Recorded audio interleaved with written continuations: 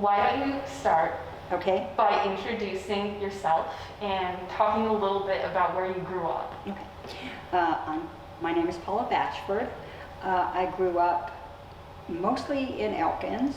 I was born in Elkins. We lived over in the Harmon area. That's where my grandparents were. And Can you speak up a little bit, please? and so we lived over there. I started first grade. Back then they didn't have kindergarten, and until about the middle of the 5th grade, and then we moved back to Elkins, and then I lived in Elkins until I was an adult. And then What year were you born? 1958. All right. Where did you move away to? Well, I lived in a lot of different places. I got married young, and my first husband was a construction worker. We moved a lot. We lived in Virginia, Maryland, Louisiana, Florida. So, and then I came back to Elkins in 1994, and I was here until 2002, the end of 2002. All right. When did you start working for the railroad? January 13th of 2003.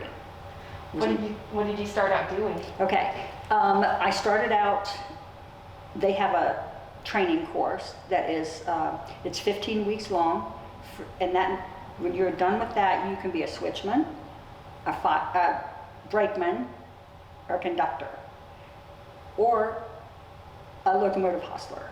So that's, when you're done with that class, that's what you do. And it's like, you go to class the first few days, and then they take you out in the yard, you know, and then you actually work jobs with people.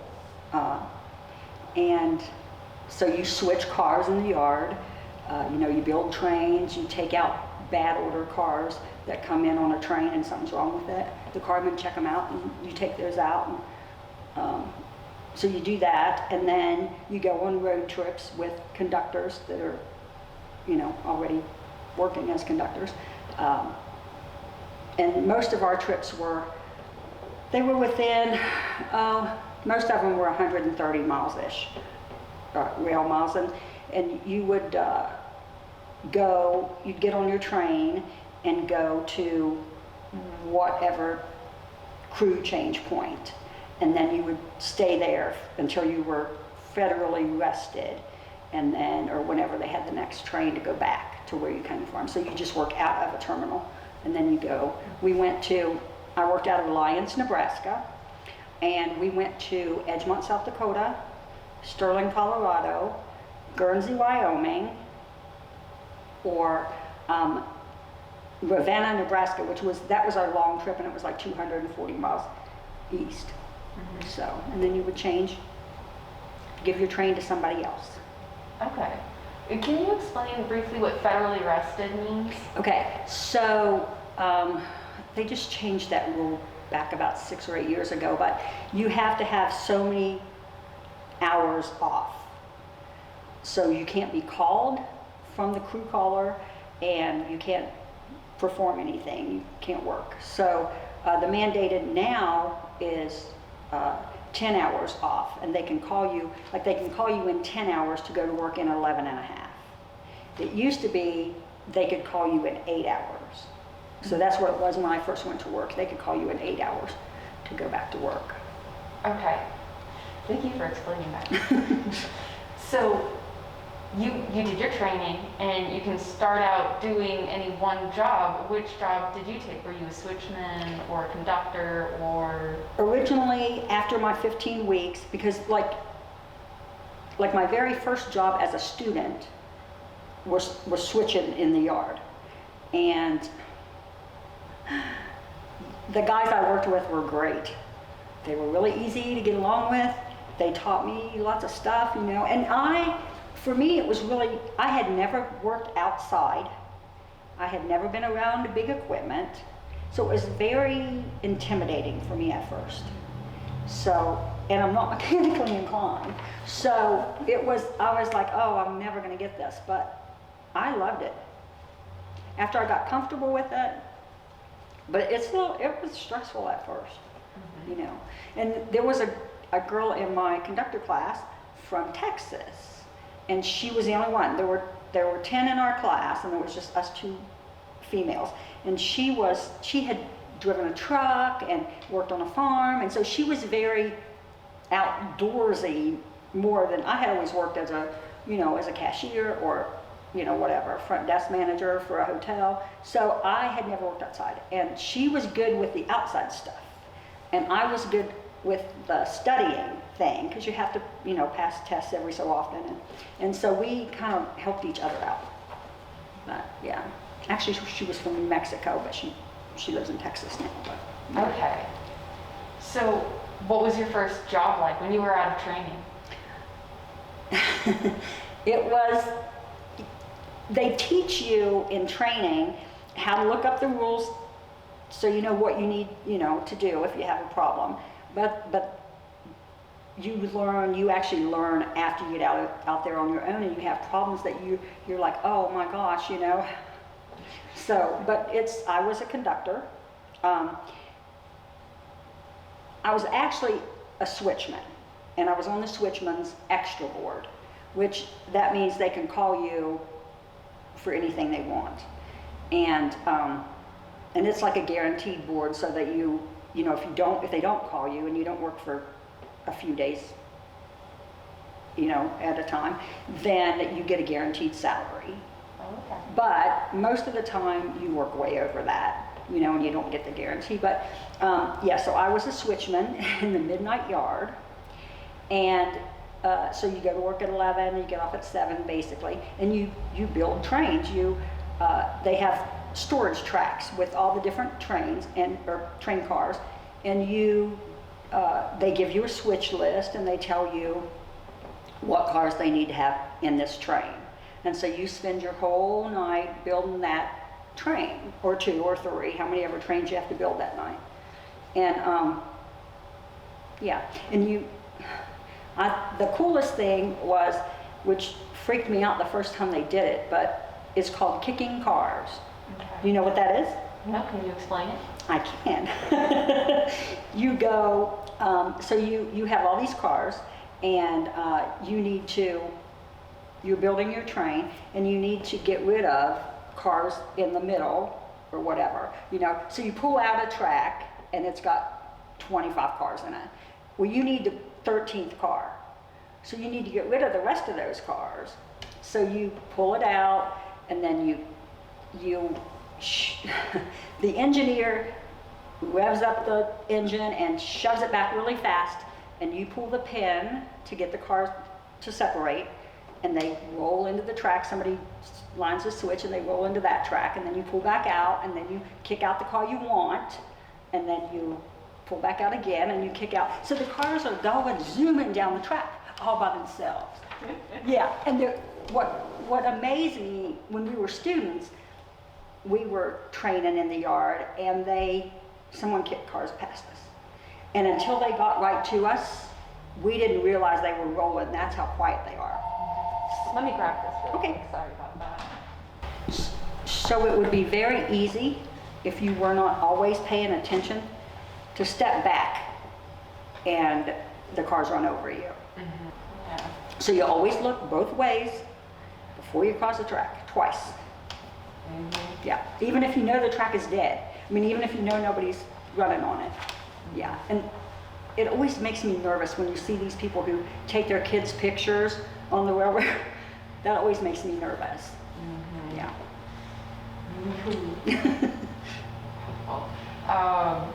So this first job, was it in Nebraska? Yes, Okay. in Alliance, Nebraska. Okay. Were there other people in your life who worked for the railroad? Yes, actually, that's how I ended up in Nebraska.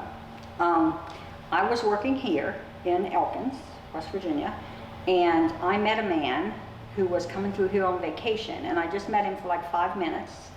But then we called back and forth and wrote back and forth for a couple of years. And he was a conductor, and had been for, at that time, like 20 some years. And he was from Ohio, but he lived out there in Nebraska. And so I decided to move to Nebraska, and I applied. They had openings everywhere, like all of a sudden. And so I applied in South Dakota and in Nebraska, and I got the job in Nebraska, and so I moved out there.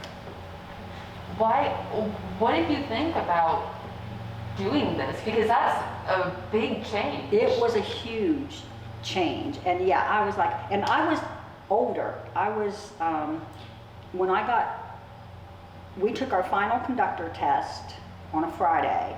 That Saturday I turned 45. So not only had I not ever done anything like that, but I hadn't studied in years, you know, and so the tests and it was a lot. And it's like a whole other language. You know, they have words that mean something weird that nobody else ever would think of, you know. So yeah, it was a whole new world for me. So, yeah. So, when did you start working in Elkins? When did you move back to Elkins? I moved back to Elkins in April of 2018. I needed, I had worked for 15 and a half years in Nebraska. And we bought a house here like in 2013, I think it was. And then we would just come back on vacation. And before I left here, I had worked as a hostess on the new Tiger Flyer 1 day a week. And so I knew John, who owned who ran the railroad. And when I'd come in on vacation, I would stop and talk to him. And so I went in the engine program to become an engineer like in 2005 with the plan to come back here and work my last couple of years that I needed to work. And so that's what I did. Okay. What was that like? Working here? Working here? It was a lot different because you have to figure that is a Class 1 railroad. They run, the heaviest, longest coal trains in the country. And we did some freight too, but we were mostly a coal line. And so when I came back here, the locomotives, instead of being made in the 80s and 90s and 2000s, were made in the 40s. And so it was a lot different as far as the equipment. And then having people on the train was a lot different, because a coal car doesn't care if you hit the brakes too hard or you take off too fast or whatever. But, with people, it was just like you were always conscious of the people back there that you needed not to knock around. So, yeah. What was a normal day working and all of that like? When you go and you do your air tests on your locomotives, and you walk through them, make sure everything's on and what you need to check, and then you do air tests, and then you have a certain time to be at the depot. That was another thing. You have a certain time to be there, so they can load the train and load the food and do all that. The best part of it was meeting all the different people who rode the train. You got all kinds of different people. I had one man one time, an older gentleman, and I guess somebody in the depot or somebody on the train crew when we were sitting at the depot told him that the engineer was a female. So he comes up to the window of the, waves up at me, and he said, "Are you the engineer?" And I said, "Yes." And he's like, "Are you sure? Because I don't think they have female engineers." And I was like, "Actually, they do." You would know. Yeah. So he was really, it was funny. And when we were finished with the trip, when we were unloading people from the train, he actually came up and said, "You did okay." So that was good. I was like, but yeah, I guess on the East Coast or this part of the country, there's not a lot. Out there are quite a few more. There was probably, I worked in a big terminal that had like 500 on train crews, which included conductors, switchmen, everything. And I would say probably 15 to 20% were female. But there were still people who had a problem with that, you know, some of the older guys and some of the younger guys too. But mostly they were all really good about it, I mean, you know. And I think that the main thing was, you know, you needed to come to work, do your job. You know, if you needed help and it was absolutely necessary, then ask for it. But otherwise, don't be helpless. You know what I'm saying? Mm-hmm. We had girls that would come out of class and, you know, they were like, oh, I can't lift this, or I can't do this, you know? And that was the worst thing, because they made all the females look bad, you know? Or they dressed inappropriately. If you're working in a place where 85% of the people are men, then you should dress appropriately. You know what I'm saying? So that was the only thing I had a problem with some of the females. But yeah, I just went to work and did my job, and so I never, you know, I had people say, or I had other females say, don't you have a problem with guys making a pass, or, you know, whatever. No, I never did. So everybody was always professional, and because you're in a little tiny space. For one time I was on a train for 18 hours because we were in a blizzard and they couldn't get us off the train. And when that happens, after 12 hours, you can't perform it, you can't do anything. You just have to sit there and wait for them to come with a van to pick you up. And, you know, I've known guys who were on trains for 26 hours, you know, but 18 was it for me. So you're stuck in that little tiny space, which is only, you know, like 8 feet wide or whatever, with somebody for all those hours. So you're gonna meet people that you aren't crazy about, but basically you meet a lot of different people, and you never know who you're going to work with. So you work with different people all the time, and it was interesting. Mm-hmm. So. Okay. What are some of the most memorable events from your time working on the railroad? Was the blizzard one of them? Yes. And there was another time where we had a big blizzard, and they parked trains. They did the handbrakes and parked the train out on the track, on the main track. We had multiple main tracks, so we had 2 tracks. You could go either direction. And so they, you know, had trains all over the place. Well, then they have to get crews to go out and get on those trains and start them up and, you know, get them going again. So it had been like 24 hours, and they had all these trains parked.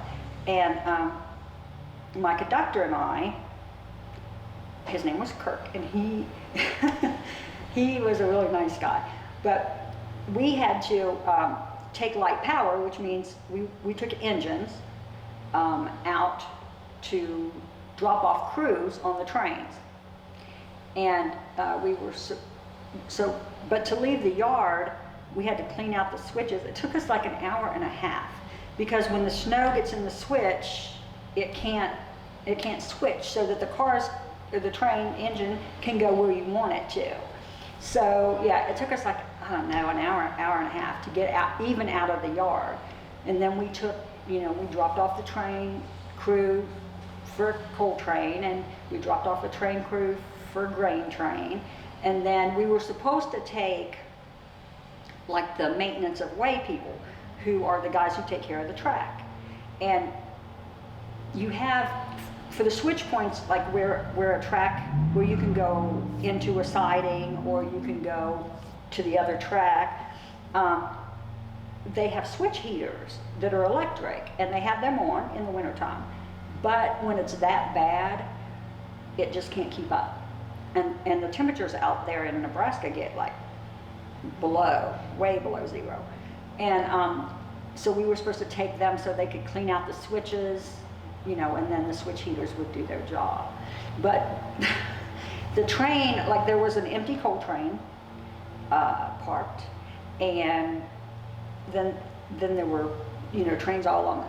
So the drifts, the wind would blow, and the drifts were huge. They were like way over top the engine. They were huge. And we had to go through them with just the engines. And the snow would come up and it would be like, cover the windshield. It was crazy. Yeah, it was crazy. So, but Kirk and I did it. We got everybody where they were supposed to go. But yeah, so that was crazy. Wow. Once when I was working the yard job, I went to work. I had actually gone on a trip, and so I flew back into South Dakota, and it was like 15 degrees. So I went to work that night on a switch crew, and it was minus 15 degrees. But the wind chill was minus 43. I had never, ever seen anything like that. That was crazy for me. And so the train master, who's the guy in charge, he comes out and says, you know, make sure that all of your skin is covered up. You know, go into the locomotive and warm up if you need to. And, you know, just work slow and safely. So we actually built like 3 trains that night. And the guy that I worked with, his name was Daryl, and we both had on black coveralls. Well, when you would go out of the locomotive, your eyeballs would turn to gel. I mean, it was that cold. I've never seen anything like it. It was crazy. But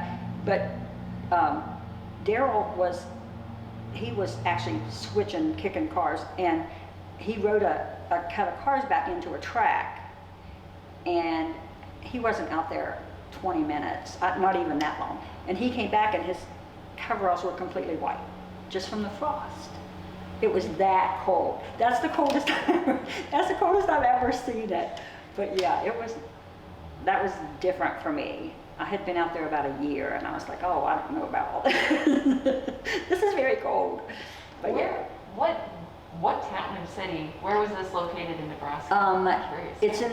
It's in the very northwest corner. So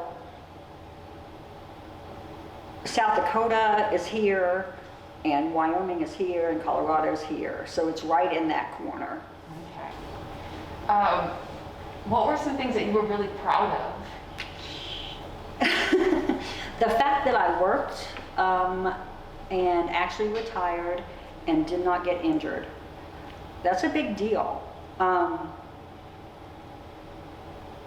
And that's what you strive for, you know, not to get injured, because then, you know, you didn't do your job.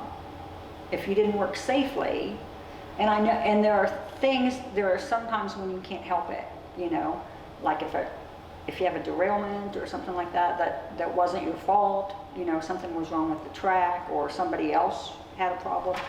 But yeah, going home safely every day was a big deal. When I completed my engineer training, I was very proud of that. Because you weren't, if you worked as a conductor, and you went to engineer training, which was like 6 months, if you didn't make it through engineer training, you could not go back as a conductor. You were done. Done completely with the railroad? Yes. And a conductor's job is, they pay very well, you have good benefits, you know, so you've worked at this job for however long, and then all of a sudden, if you don't pass this final test, then you're done. So that was very stressful. And I was very happy when it was over. I was very happy when it was over. Why would you not be able to continue working if you didn't pass it? That was if you decided to take that advancement, then that was it. You were a big deal. In the final, they have the National Railroad Science Academy or something like, it's called NARS. Academy of Railroad Sciences, I think that's what it is, in Kansas City. And that's where you go for your final. You go like the first couple of weeks of your engineer training, and then you go back and work with carded engineers, because that's a federal card you have to be an engineer. And then you go back for your last like 2 to 3 weeks and take all the final tests and all that. And if you don't pass it, and not everybody does, but they actually give you one chance. So if you don't pass it, then you can go back and work as a student for a minimum of 30 days, but up to like 60, I think. And then you can go back and try to take your tests again. So if you don't pass it that time, then you're done. Okay, oof, that is a lot of pressure. It was a lot of pressure, it was, yeah. And you did it. I did do it, yes, and I'm amazed that I did. Just because, you know, but it was fun, it was a good job, I enjoyed the people, I mean, you learned something just about every day. Something would come up that you would, you know, you learn something new. So. When did you pass this test? When did you graduate? It was in July of 2005. So I had been a conductor for about 2.5 years. And then like the 6 months.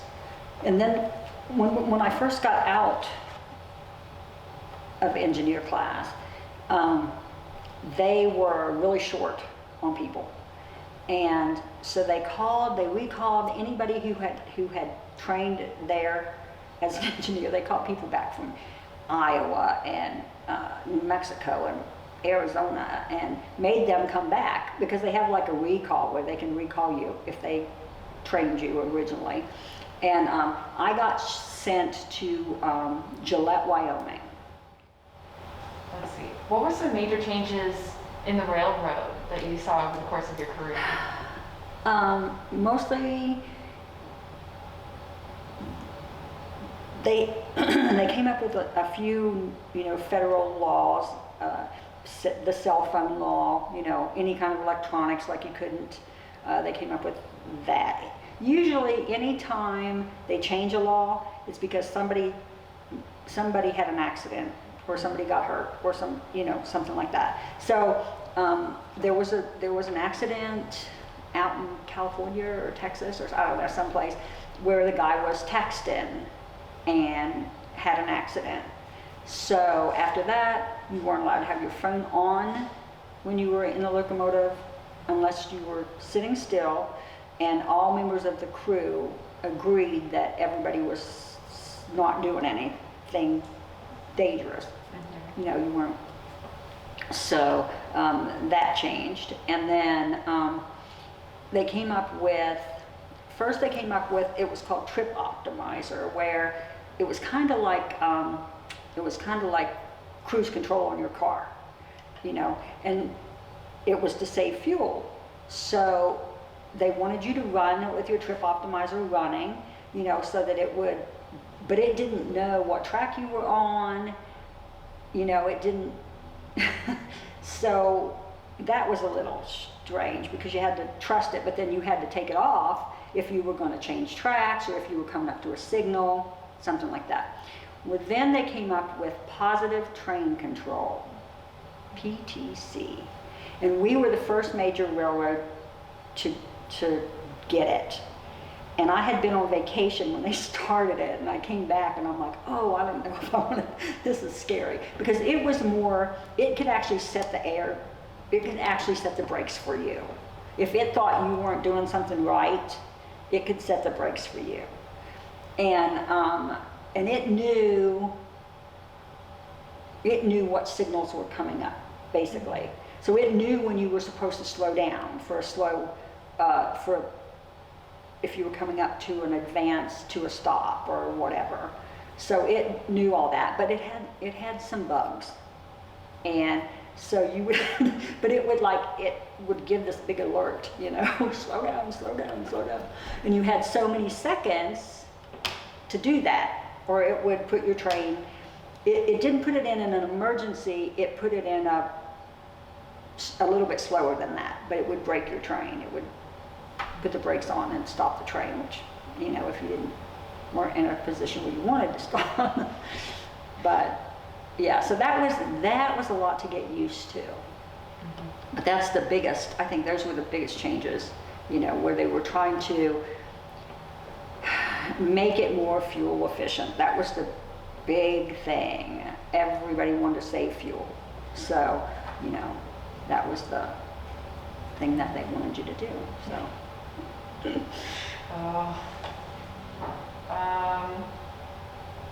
Do you ever miss the railroad? You know, I kind of do. Yeah. I retired at 62, which I could have gone to 67, but my husband is a lot older than me, and it was advantageous for him as far as his pension for me to go at 62. So that's what I did. Yeah, but. What have you been doing since retiring from the railroad? Well, we have a little bitty hobby farm. We have donkeys, miniature donkeys and miniature goats. And then we have a couple of calves now that we bottle fed. And we've done a lot of, we've improved a lot of things on the property that we have. And so I do that. I help my husband. I drive a backhoe, and which it's crazy because I was always like intimidated and would never like ride a riding lawnmower. And I still won't. Isn't that crazy? But yeah, but I do drive my husband's backhoe. It's kind of fun. I like that. He's got tractors, but they're kind of weird, so I don't ever drive them. But yeah, so we do things around the house. I, you know, for years have bought material to, you know, quilt and things like that. I have scrapbooking, like a ton of scrapbooking supplies, which, you know, I plan to scrapbook, but so far I've stayed pretty busy around helping my husband because it's just the two of us. So, yeah. But. Are there any other stories from your time at the railroad that you want to record? Well, let's see. I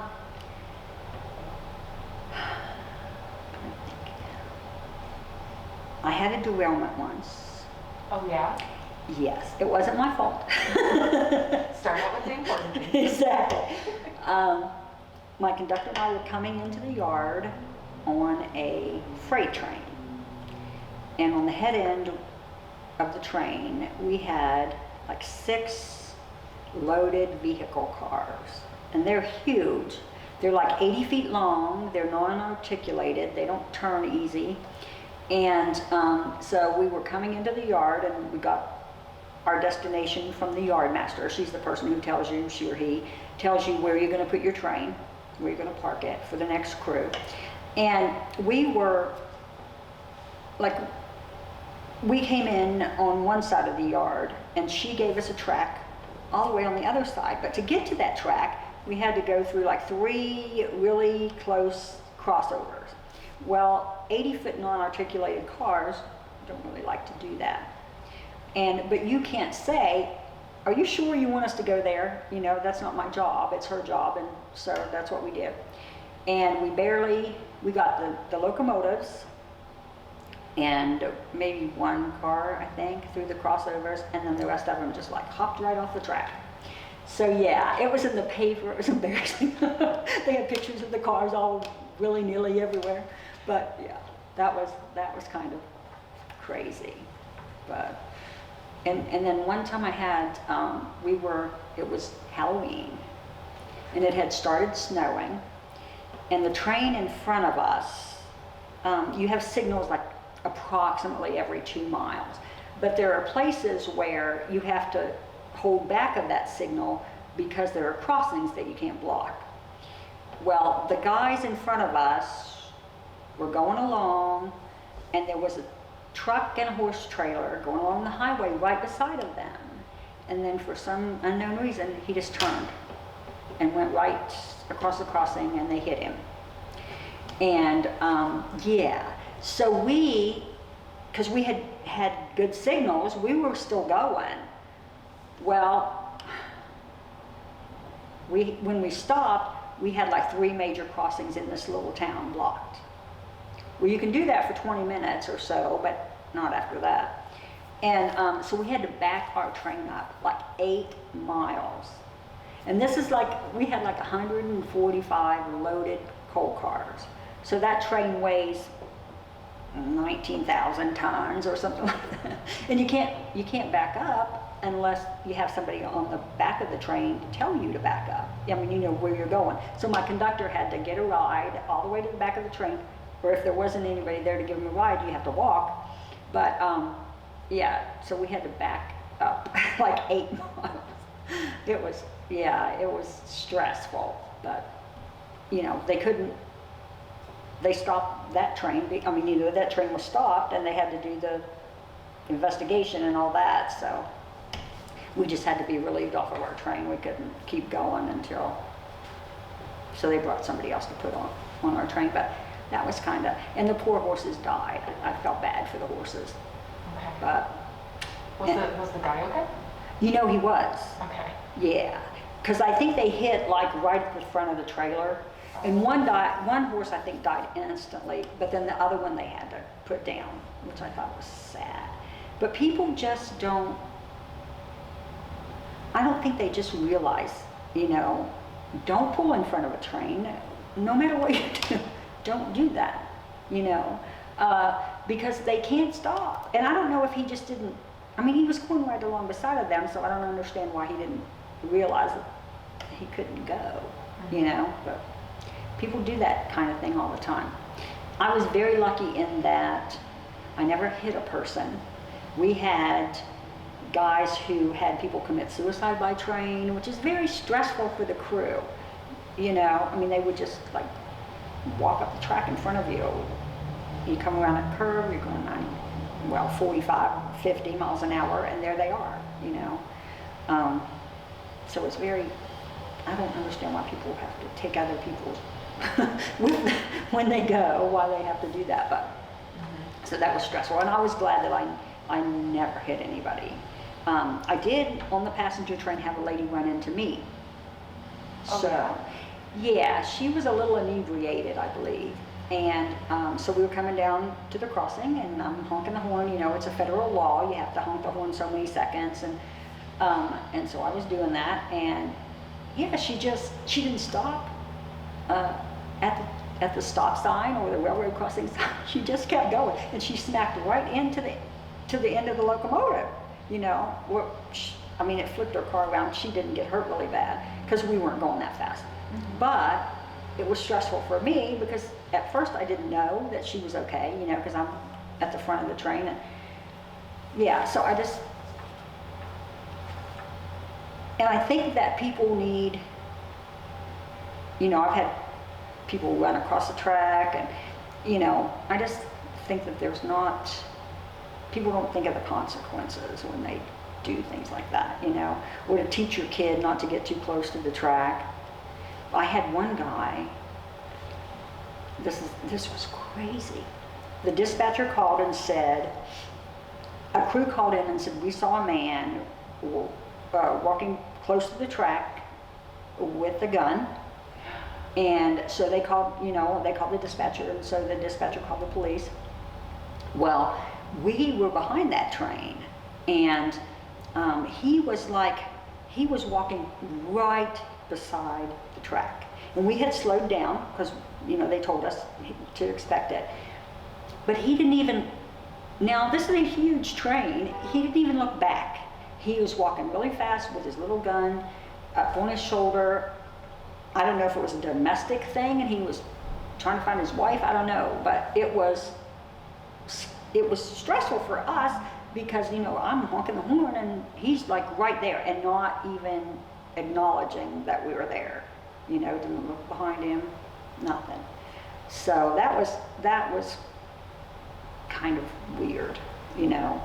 But luckily I never hit anybody or I had a friend who actually, the train was parked and somebody tried to crawl through her train and she cut them in half. Whoa. But she didn't know because she was clear up the front of the train and they were halfway back, you know. But yeah, I never, but people do it, do crazy things. Yeah. Ooh. So, yeah. Well, one of the questions that I've asked in previous interviews is, did you ever consider your work dangerous? Yes, yes. And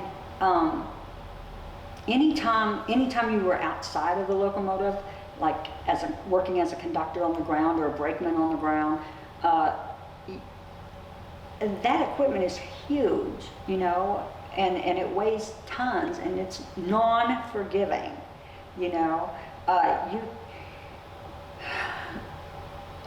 I was getting on a train one time and we put our own power on. We put our own locomotives, took it from the diesel pit and took it to our train.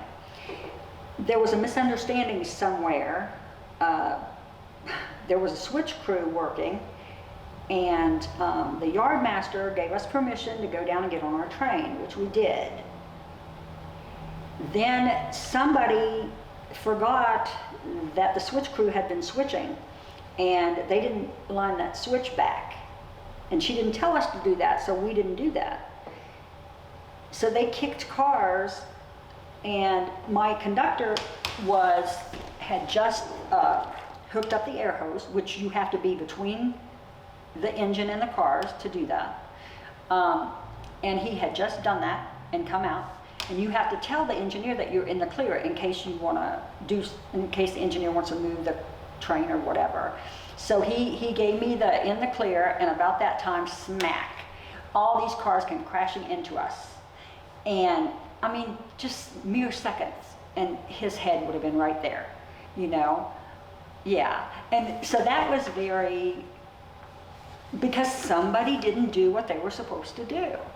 And that's the big thing, human error, you know, but I had a couple of engineers, Joe Pokorski and Jim Arntz, and they taught me more than the guys I was training with, you know, and they would say, don't do this, don't do that, you know what I'm saying? And then Joe told me, like, you don't realize it, but like if trains are moving in opposite directions, it gives you you can actually walk right into a train if you're in the middle of those two trains and they're going, you know, I don't know what that feeling is called, but you can just walk right into that train. And so Joe Pokorski told me, if you're ever in a situation where you're between two moving trains, just sit down on the ground and put your head down. So, because it gives you that, I don't know what it's called. You know, it's not, is it like the low center of gravity prevents you from being pulled any which exactly, direction? Right.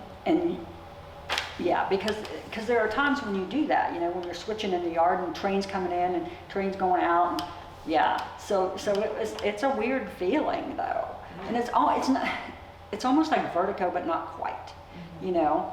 So, but yes, but I always say that Joe and Jim were good. So. Wow. But yeah, I can't think of much of any other thing that I did. Yeah, so, but it was a lot, it's a lot. And, you know, and you depend on the people around you to do what they're supposed to do. And you try to do what you're supposed to do so that you don't put somebody else in danger. So, I don't know, that's all I know. That's all you know? Yeah. But it was fun. I enjoyed it. And like I said, my husband did it for 35 years almost. He was a conductor, and he enjoyed it.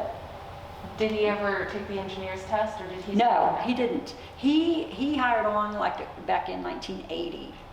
And when they got rid of brakemen, there was a deal where the conductors, because it started out like as a 5-man crew, and it eventually got down to a 2-man crew.